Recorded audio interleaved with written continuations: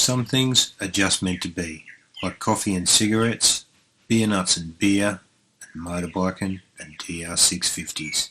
We had a hankering for a fresh one, so we headed for Inverell, to the king of DR650s, Strang motorcycles. And this is what we did to set her up for life with hard labour. Started with I've got a new MSC fork brace on the outside, something they've done for Strang motorcycles. So a good grade fork brace there, which keeps the forks straight, stops any twisting. Now internally we've changed springs, we've changed oil volumes, and a new trick, another MSC value added thing is the little adjuster, fork cap adjuster. So it's a preload adjuster, and we've got from 0 to 20 millimetres adjustment, one turn for 1 millimetre.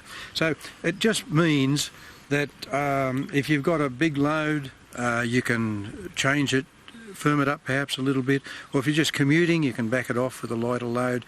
The preload affects the first short bit of the travel on the bike, so instead of having hard springs giving you sort of a rougher ride, you can back the preload off on it and so have a little bit more comfortable first part of the travel.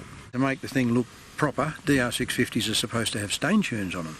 So anyway, we've put a stain tune on it, and consequently we have a minor change of jetting in the carby. Because of that, we leave the airbox standard, which is always good with the DR due to the type of carburetor that it has. And that's just got a nice note, a little bit throatier in the early mid-range, and a little bit lighter and narrow at the back too. Stain tune's a good thing. We've put a lower geared rear sprocket on it, which we almost always do with the DRs. We put a 44 tooth rear.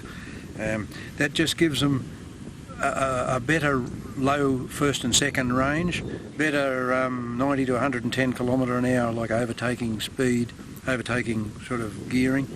And in fact, even though it's lower geared, don't tell anyone, but it actually increases the top speed, usually a few kilometres an hour as well.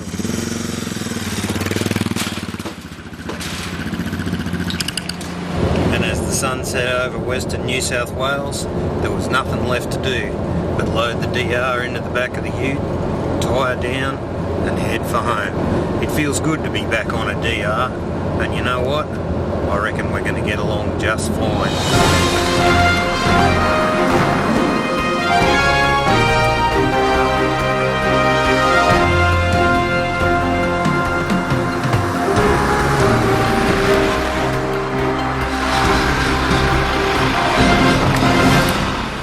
Joseph, look what followed me home. Oh, another DR650. Yeah, it's like it was destiny. I've had a hole inside my bosom that nothing could fill. It was like a void. The only thing that could fill it was a Suzuki DR650. What do you want done with it? Well, I want that super plush cruising ability of the DR650 for eating miles. But at the same time, I've got to do the South Australian 24 hour, so I want to keep the weight down a little bit, try and keep that enduro style handling that I've been enjoying so much out in the bush with the boys. Is that too much to ask? You can never ask too much of a DR650. Right, let's get her off the back.